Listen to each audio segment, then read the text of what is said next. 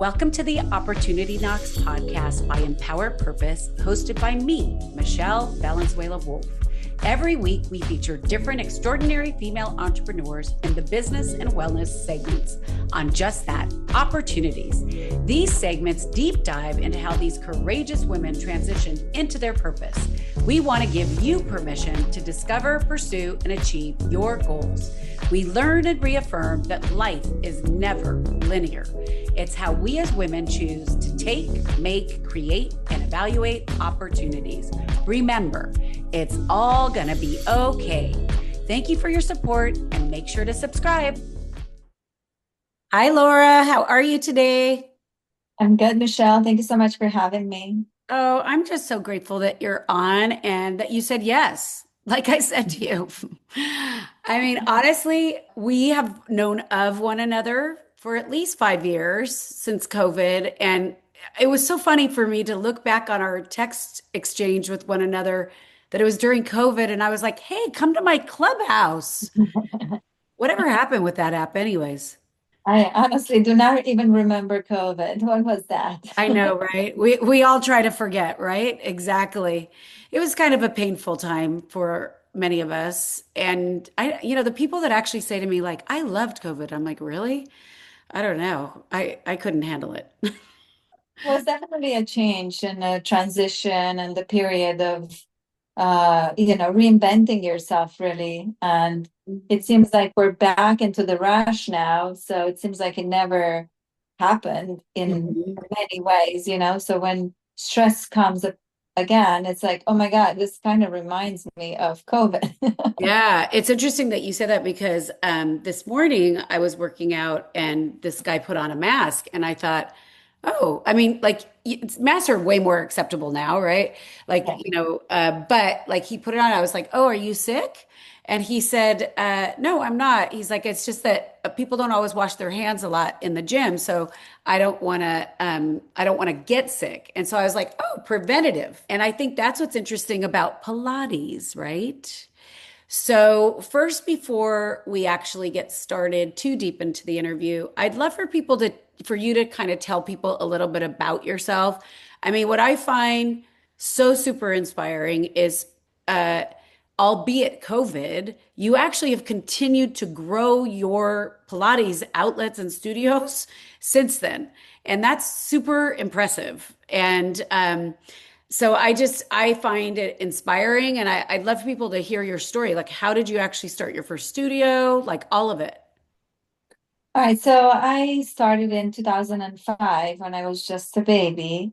And my first location was actually in Beverly Hills.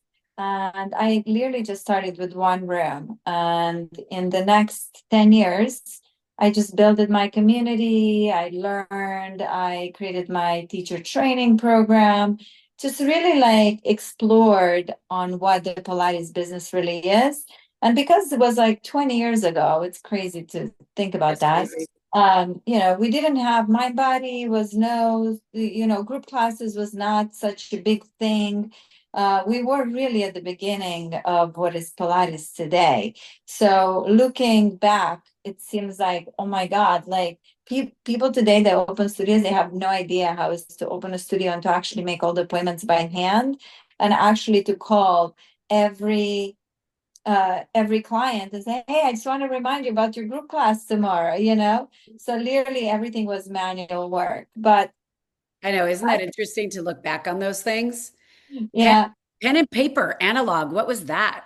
it's crazy. But anyway, I had some people that say, okay, I'm not doing this anymore. There's some softwares we can use. And that was a physical therapy software for booking systems. And we started with that before eventually we transferred to Mind Body. But was an exciting time, was a creative time where we learned what community really is. So we had a really strong roots into the community here in Beverly Hills and in Los Angeles.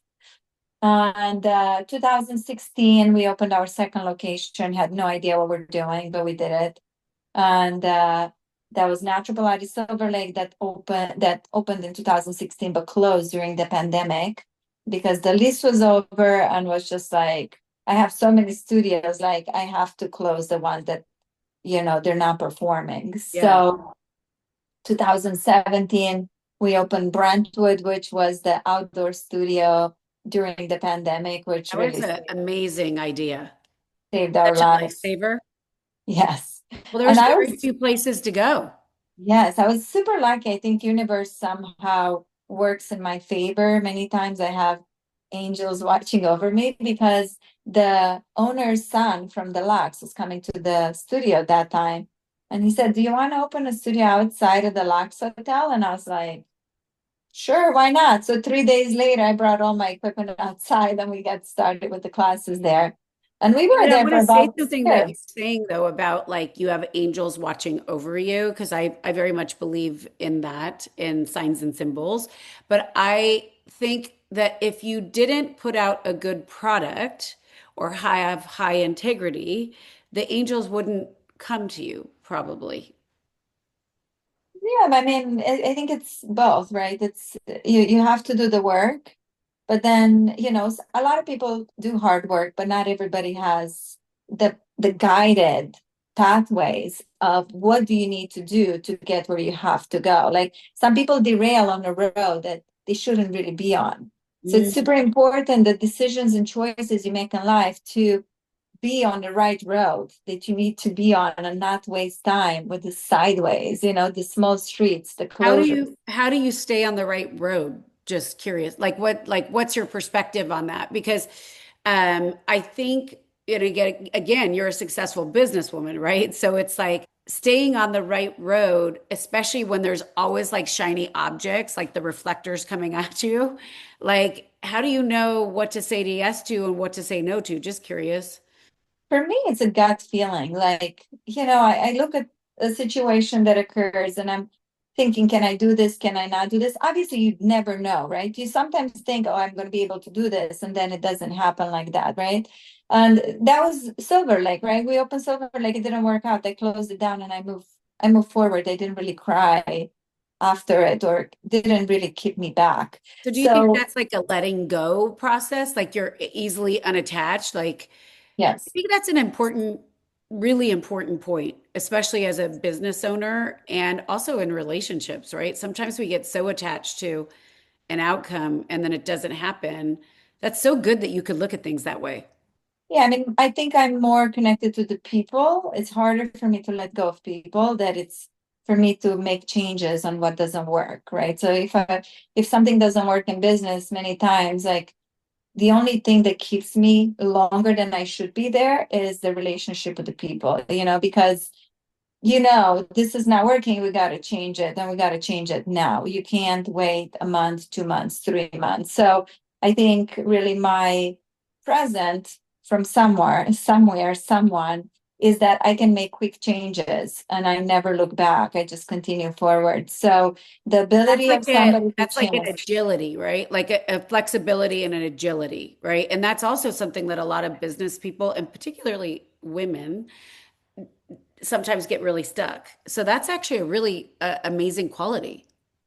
The ability to pivot from something, a direction you're going on a road, and it's like, oh, this doesn't look right. It's the right road to do, right? The ability to turn around and just say, okay, I shouldn't be there. I'm just gonna go back to where I was and move forward. I think it's a skill that Totally. I have that I don't know where I got it. Probably my mom, or I don't know where it came from, but Well, I I love the can make fact that changes. yeah, I love the fact that you're saying that you trust your gut too, because a lot of people don't trust their gut. Like they might see that they're on the wrong road and they keep going because they get attached to like, no, I'm supposed to be in Silver Lake or it can work instead of saying, you know what, the financials don't really match. What am I doing here? Exactly. So, and it's a combination because if you don't know what you're doing yet, which I didn't know at that point in time, um, you can think, oh, this is how much money I'm bringing in, this is how much money are going out, but you're not really thinking of analytic mind where you think, oh, what classes are full, what classes are not full, who's performing, who's not performing. So as the time goes by, as you get more experience, as you're in this business longer and longer, you start looking at things a little bit different versus on like, oh, they're gonna get better soon. They we keep have to keep working on them being better or us being better, instead of like, if you're not Reality. performing, we got to make changes. Like, I'm sorry, it has nothing personal to do with you, it's just it doesn't work. So Yeah, it's like reality versus hope, right? Like there's a role for hope, right? But sometimes time is money, right? So tell me this. So how do you know that it's time to expand? I don't, but I feel like if I don't do it now, I feel like I'm gonna miss the boat, kind of snooze or you lose. Mm, We have a really good momentum in New York, and I feel like if I don't expand now, I mean, the Pilates is exploding, as you said, and brands are getting sunk in. Like 10 years ago, when solid core came about, the competition was not what it is today, oh and yeah. I feel like I have to try now, and I'll do my best. And if things don't work out, I can always go back to one, Yeah, like where I exactly. started. Yeah, exactly. It's not like you don't understand the core of who you are or the core of the foundation of what natural Pilates is, you know? Yeah. I love the fact that you're saying that I just need to try. Yeah, because I mean, there's too many impediments in the road, right? There's too many bumps in the road, and it's easy to just be comfortable. But I don't know. Many times I ask myself, why you make yourself uncomfortable? Why can't you just be comfortable? Just stay where you feel good. Like, why you keep want to search for things? And I mean, I have a really clear vision of what I want. I'm not sure if it's the right choice or the wrong choice. I mean, for longevity, probably is the wrong choice. Like you said, you don't want to, you look at the people at the top and you don't want to be them because the amount of stress and amount of, I don't know, unsettled feelings that there are there in terms of what they do, how they do it, versus on like have 5 studios and just enjoy your life. And like, who cares about being a national brand? Like, who cares? Nobody cares. Like, if you think Mhm. about health and longevity, that's really more important than anything else, right? And the moment you get into this boat where it's like, I'm going to expand and I'm going to grow, it becomes like an internal conversation. Like, what are you doing? Is it good? Is it bad? Like, are you pushing forward? What's the plan? Well, what I love about this podcast is that people unveil their truth, and I always find a mirror. Here I'm listening to, it's so refreshing to hear you say you don't know, right? It's you're trying and you can only try.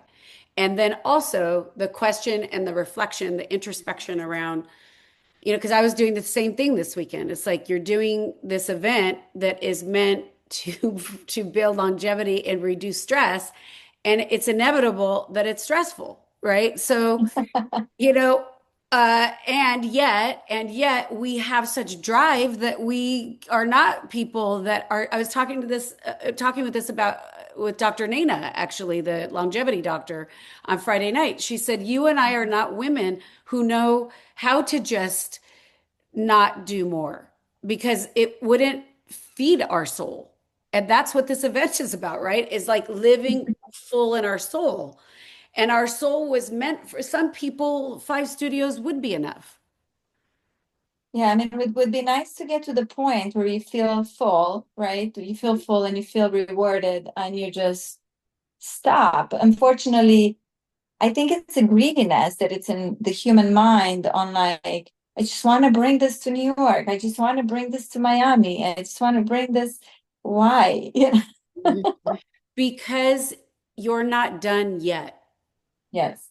And I think the thing is that when we sometimes don't know we're done yet until we experience it. So perhaps like if we think about embodiment and we think about somatic healing, which Pilates is a lot of that, is that you'll know when you feel it. Like you said, gut feeling, right? Yeah, I mean, yeah, I do wanna grow it and I do want to expand, but I want to have fun. So I think I'm learning into the more I learn, the more I expand every studio. I'm learning on how can I make this a better experience next time, right? Because it's about opening a studio is not just about teaching Pilates, it's Yes. about construction. So you have to be a construction expert. Yeah, build Uh, outs. then design, right? Furniture, what you're And putting branding, in, by the way, because when you branding, start to go marketing, national, mhm, marketing, raising money. huge. Uh, I mean, it's just like a corporate, knowledge plus construction plus marketing plus accounting plus numbers plus everything together in order to build something successful. So it's not like my passion is teaching Pilates and teaching, mentoring people how to teach Pilates and how to get better at teaching Pilates. That's really my what I'm the best at. Mhm. But now I'm transitioning into learning on how do you open a studio, how next time you do better construction, the layout of the construction, and not just that, the timing on when everything happens. Um, how do you prepare the pre-sale? How do you execute the pre-sale in order to be Effective successful? to actually Yeah, continue. and then once the studio is open, what's the best strategy to bring in the people through the door with this huge competition out there? Totally. And What then would be, retain them, right? So it's not just yes, about getting them in the door, it's about retaining it. So yeah, yes. it is what I respect is that the desire to continue to learn and grow is there. And so, one could say, well, I only want to be the teacher and I only want to focus on these things. But realistically, success is built on all those components, and we must look at them if even when we don't want to. Yeah, I mean, when I'm going to be ready to exit building studios, I'm going to continue with mentoring and teaching. And, my ideal is to pick 10 to 20 women and teach them how to teach Pilates and just give them scholarships so they can do it because it really changed my life. And I say that to all the women in my studio that have teenage girls. Yeah, They should teach Pilates. They should learn Pilates absolutely. because that builds their community. So when they go to college, everybody's going to want to train with them. And Exactly. that built my community because when I moved here from Romania, I didn't know anybody. I didn't have any friends. Hmm. And really Pilates expanded my horizon of the women I'm around, the people I met, and they're still in my life today. And I that's love that. probably one of the best parts of me owning the studios. Like every studio I go, I know people and they're happy to see me and I'm happy to see them. And it's really bread and butter to the heart, to see that and to experience that. Yeah, I love that. I actually love that you still teach, and I love the fact that you know that that is something that feeds your soul. And I think that I actually personally believe that the connection with the owner and the owner still teaching is really fundamental to running the business, no matter how big you get. Because I think people who attend, and I do consider myself like a gym rat. I go to so many of the different places and I love to try them to see like, oh, what's new? What do I like about this studio? Like from the build out to the teachers. But I think because it's about an experience, you're creating an experience for people from the time they walk in the door, from the time they actually go to sign up, by the way, right? Yeah. And from the external marketing. But what I would say is that it brings me closer to the brand when I can still see the owner there because Yeah. I could see I how it originated. Yeah, I'm curious who owns this business or who owns this business. But I mean, honestly, I don't know anymore because of a business like Jet Set, it's a franchise. And they're doing great on just being a franchise. And Totally. they seem like they have a community and nobody really knows who's behind that? Yeah. So, I was just worried about like, because my husband's like, why are you so in rush? And I'm like, I'm getting old. Like, who wants to train the 45, 50-year old? Like, but then I noticed that a lot of the minds behind the businesses are not 20-year-olds, Yeah. and it made me feel a lot better. I'm like, okay, I fit in a little bit better now. It's okay if I'm 45 and I can build a business and I can build another business after.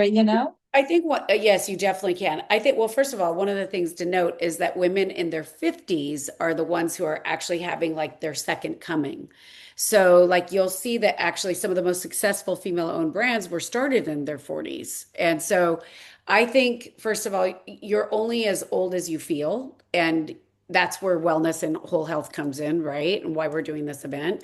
But I also think one of the things is you're in a stage right now where you're raising young children and expanding like gangbusters in your business. That takes an exorbitant amount of energy and a very special human to do that. Can you talk about like those positives and challenges related to like having to raise kids at the same time as building your practice? Okay, for me, I think it worked the other way around because before I had kids, I literally worked 60 hours a week. I was teaching nonstop without like just a lunch break of 30 minutes, 6 a.m. to 8 p.m., then go party, go to dinner. So it wasn't nonstop. And then I got pregnant. And then I got forced to stop To slow working down. 60 hours teaching, like physically Yes. teaching. So for me, having kids it actually broke down my days where I was still working half of the day, but then the other half of the day I was home doing the home stuff and the babies and same thing You're more nowadays. efficient. You were more efficient. I honestly I remember thinking 10 years ago, I was thinking, I don't know how I could ever expand this brand when I'm so busy right now that I don't find time for anything else. Yeah, And still now, 10 years later, my husband drops off at school, which is nice. So we have split responsibilities, but I start work like around 5. I wake up and either I exercise or I go right into admin work. Then I teach in the morning and I'm basically done by 2 o'clock. And then I go pick up my kids, and then it's my turn on doing all the activities with the kids. So I take them to gymnastics, to soccer, to dance, to whatever we're doing. And then I pick them up. And then after at the end of the day, like around 7:38, I work a little bit more. I do we some sound more like we have admin the work. same schedule. Yeah. Except for you have more studios to worry about. But like it does sound very familiar.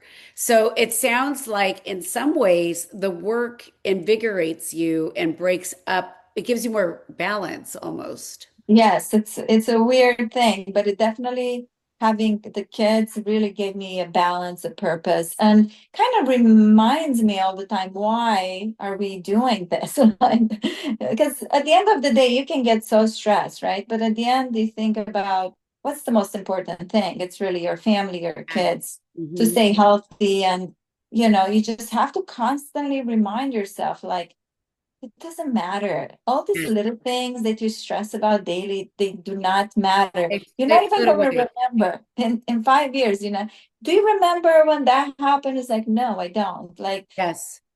Yeah, I always say that. I always say, what's the impact on this 10 years from now?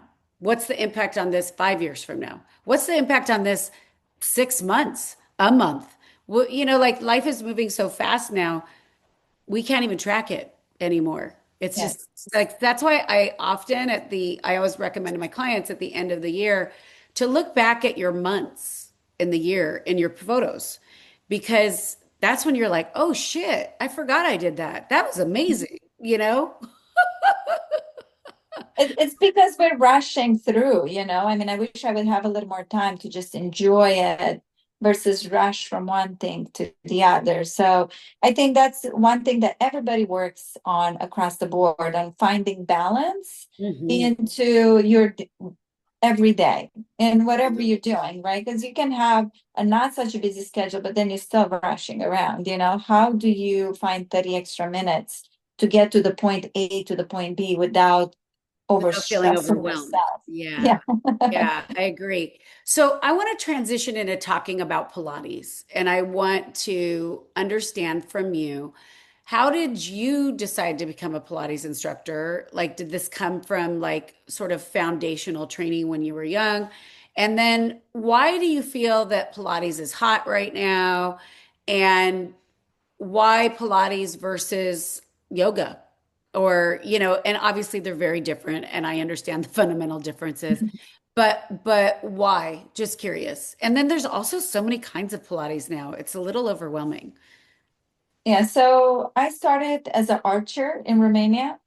Oh, very cool. Oh, that's why you Yes. have such amazing arms. That was my sport growing up. Damn, And do that then again. Work that out. Woo! Pretty.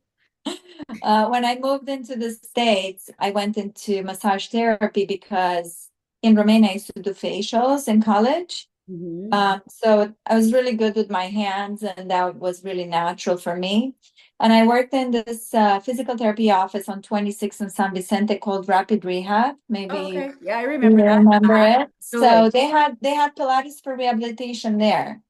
And I was like, I like this machine. I'm just going to get trained in it. I had no idea what it was, never done Pilates before. And I got on it and I just can never stop. Mm. And from there, I went and I did my gyrotonic training, I did yoga training, I did personal training, I did Gyrotonics is like resistance. really powerful. Speaking of gymnastics, my daughter was not naturally flexible, and we used to go to gyrotonic training all the time. It's crazy. It's really good. Yeah, gyrotonic is like a yoga for dancers. That's Yes. how it started. And Yes. the creator of it is Romanian too. Oh, really? Oh, Julio. All right. So I went and I did more schooling. I did resistance training specialist and another course called MAT. So I kind of explored not just movement, but also science. And for me, Pilates, yoga, gyro, they all became tools, hmm. not necessarily methodology, but tools into if I have a private client, what do I need to use for this specific client? So agree with you. Hmm. Yeah, so for me, when we talk about classical Pilates or modern Pilates or the Pilates I do, natural Pilates or mega former Pilates, let's say, it's all the same. It's just done in a different way, right? I Everybody agree does with you. crunches, everybody does lunges, everybody does bicep curls, triceps, push-ups, planks, spikes. Everybody does it, but everybody does it a little bit different. I So I totally think what it's different about natural Pilates is the way we program. We use a smart program based on what feels good to me. So we program based on muscle groups, and the final goal is to feel the work.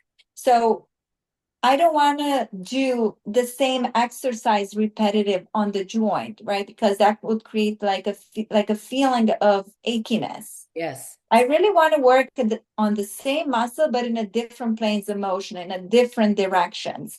So when you do that, you get the burn and it feels good. So the burns feels good, but it's not as um, damaging to the joint, let's Totally. say, than if you work on the same muscle group till it fatigues in the same direction. Hmm. So I think that's what's different from different brands, right? The Mega Former programs their classes in a certain way. We program different way. I agree.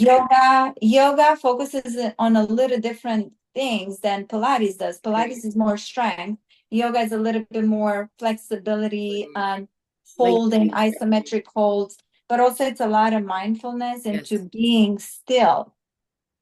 In Pilates, it's about what do you move and what do you stabilize, and how do you move smart in order to get a specific result. So it's really based on who's teaching and what the goals are. Hmm. I love What that you're saying about fatigue in the muscle prior to actually creating strain. So, like, and I also like the fact that you're talking about moving the muscles in different ways, not the same direction every time, because that's how you're going to get the strengthening, right? Yeah. So, and we I have to say, I think the depth in Pilates of the work of the muscle, you hit muscle groups that you don't hit with other things.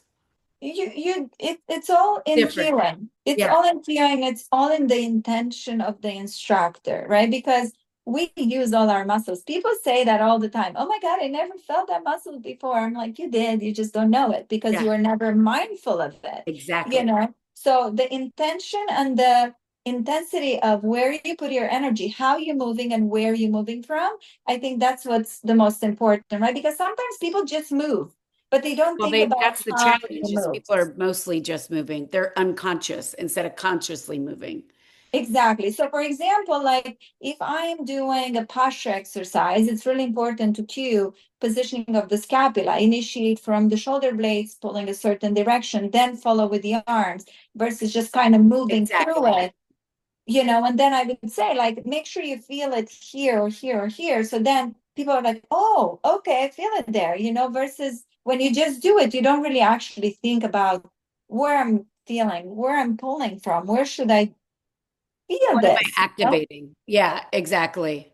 Yeah, it's a lot like it's interesting because I feel when we're talking about subconscious behavior is that I can remember when I was younger, people used to say, whether it be that you're upset or that you're exercising, and they'd say, just breathe.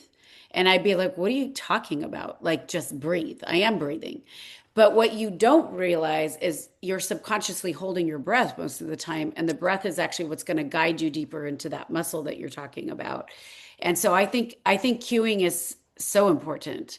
What I didn't know about your program is that you offer a certification. Yeah, we do have a teacher training program that I don't really do a lot of trainings. I basically use it mostly to train my own trainers now. But this is going to be something that I'm going to explore later in my career on just doing teacher trainings and workshops. We have a lot of workshops, but they're very mechanical and very nerdy when it comes down to Pilates. I basically break down every single exercise. I draw forces on it, and I say, in this exercise, what is the most challenging position within the exercise, right? Because we're always moving through a range of motion, and within that range of motion, there's a point in the middle of the range that it's more challenging than towards the extremes. Exactly. Sometimes the extremes are more challenging than the middle range. Mm. So for me, it's very important for my trainers to understand that, because that's how you modify. You do an exercise, and if you feel like, okay, if this is too challenging for you, do this. If this is too easy for you, do this. So it becomes very accessible for everybody, all ages and all levels. And in some of our classes, we have 20-year-olds working out with 80-year-olds just Oh because yeah, of that. for sure. And that's actually one of the beautiful things about it is that you could do it at any age. I do have a question for you. Um, just as we're talking about longevity and health, uh, with Pilates. So I know that like with the jump board, traditional Pilates, we're not talking about the mega formers. Well, I mean they do it differently, but like with the jump boards, you're able to get in some cardio, right? So, what's your recommendation when we're talking about whole fitness, like for someone? So, I have a Pilates routine that, or not routine or practice that I do 2 to 3 days a week. What do I do to add to it, or do I need to add to it? What's your philosophy? So first, I always ask people what works best for you based on your experience till now, right? Because I cannot do kickboxing. It's just gonna kill me. I feel like I'm losing my breath. I feel like not just that, but I feel like I'm going to die, literally. So that doesn't work so good for me. Like, not really, but Yeah. it's very challenging. So for me personally, Pilates works the best. Plus, I mix it with treadmill, plus I mix it with the spinning. I do Peloton. I love it. So that works the best for me, for my metabolism, makes me feel good. And it's super important to understand what clients like, because if they like more like a kickboxing kind of exercise, then maybe they need to do that 2 times, and then they can mix 2 times Pilates, and then they could do 2 times a week spinning or running or whatever the cardio that they prefer to do. That maybe it's kickboxing, their cardio routine. I don't know. But I don't think there's a clear answer for what would I recommend to somebody. Is more on understanding their habits, understanding what they're good at and what they need to improve on before I would suggest on what they need to do. And it's a big conversation there, right? It's Yes. about, do Huge. they have any autoimmune disease? Because if they do, ideally, you don't want to do any exercise that is strains your body more than it needs to, because that creates inflammation. Exactly. How many times a week would you spin? Definitely not 7, because that's Yeah. definitely very hard on a joint. Would you do Pilates every day? Probably not. I mean, you get bored. I don't want anybody to get bored. I want them to enjoy it. So I would say 3 to 4 times a week max. Yeah. in combination with yoga. If you need, like, I probably need, I'm yoga certified too. I probably need to do yoga at least 2 times a week for my My mental, state of, yes, for mental my health state of and for mind. And your just breath. like the Yeah. shavasana at the end is like so calming for me. And I remember when I did my yoga certification, I was the in my best shape and also in the best state of mind because of those 5 minutes that I actually sit still and really be with myself, you Yes, know? exactly. Yeah, I agree with that. It's interesting because I've been thinking, and this is, we could have a conversation separately offline, but I think that more yoga could go into Pilates. Like you could add more breath in or add, Shavasana. I think like maybe like, there are ways to do it. It's different. Most of the time you're on a machine, but maybe in the mat classes. I don't know. I actually think there are ways. I'm surprised nobody's come up with it, like their new version of something. Like, I'm sure it will. yeah, that's your next venture. Just kidding. No, my next venture is a donut shop, Romanian donuts. Ooh, I love this idea. I love donuts. I love donuts. If there's any, so I mean, I never really eat donuts, but I do love them. I allow myself to have them on my birthday. It's not that I'm restricting, it's just more like they're really just not good for you. But what are the Romanian donuts like? It's like a fried pizza. Yummy. So it's not that bad. Mostly if you air fry it, should be fine, you know? That sounds fantastic. Sweet pizza. So it's not like traditional American donuts. It's like a piece of dough that it's like flat and you like deep fry it, but you can air fry it if you want. Oh, I love this. I think we should have known about this before the event because we could have been serving Romanian donuts. Well, I usually ask what I love about this conversation is it's been so seamless because you and I actually have not spent much time together. And so I really appreciate this beautiful interaction that we've had with each other. So I want to ask you one last question that I ask every guest, and that is, what are your top 5 core values, and how do you use them in your day-to-day life? My first core value is do your best Mm, because if you do your best, you can't really look back and have any regrets, you know? And if things sometimes don't work out the right way, if you did your best, that's all you could have done, right? Let's see. Second core value would be treat others how you like to be treated, being kind and being nice to people, even in uncomfortable situations, sometimes goes a long way. And I always think about that one situation when you go to the market and you have a stressful day, and the person at the counter is super nice to you, and it's just like, "Ah, that felt so nice, you know, and just I it's had just that this so." morning at La La Land. That was like, that made my week. I'm ready. So, yeah, it's true. One person can make such a big difference in how we respond, right? Also, another one is communication, just having a good communication and not assume that somebody else understands always what you're saying. Just really make sure that the communication is clear so that nobody is feeling like they're left out. Because a lot of the issues in business and relationships with your kids come up from miscommunication or not enough communication. So I think having a great communication is vital for success. Be true to yourself. Mhm. Probably is the fourth one. I really want always to stay true to myself. And even like sometimes I see people doing things in a different way. And I'm like, maybe I could do that. But then I'm like, yeah, but that's not me. I shouldn't try to pretend that I'm somebody else. I should stick to my gut feeling. I should stick with what what I think, you know, it's Works for you. Yeah. yeah, who you are and what you're standing for. And the last core value would be excellence. Mm, Just keep improving what you're doing and keep learning because in a moment you stop learning, you start dying.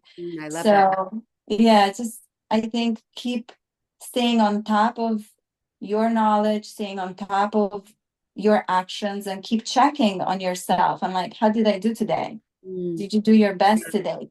and what can you change tomorrow if you didn't do your best. Yeah, I love that. Well, these are all very helpful and great ways and perspectives of looking on life, and I really appreciate that. Thank you for sharing that so openly. Well, we are excited to see you this Saturday at the Soulful Women's Gathering. If there's something that you feel that women need to know about their whole health or longevity, what would that be? Like, what would you want to leave women with? I think we as women should always push ourselves just to the point where it still feels comfortable. Sometimes it's okay to get a little bit out of your comfort zone, but again, it's so individual, right? Totally. But it's important to stay within your comfort zone where you can be in control of your emotions, you can be in control of what you're saying, what you're doing, how you're interacting with people, and to be stay grounded. Absolutely. I agree with you. So, can you please leave people with where they can reach you and any other information related to natural Pilates? Outside of the state of California, you're in New York, correct? Yeah, so we have 5 studios in Los Angeles now, and we just opened our fourth studio in New York on Saturday.